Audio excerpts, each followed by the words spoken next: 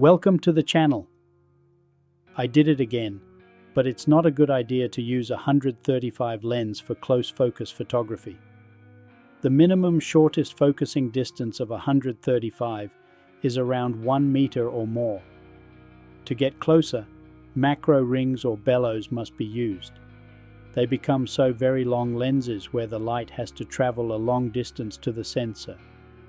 If the largest aperture is also F4.0, the sensor receives even less light.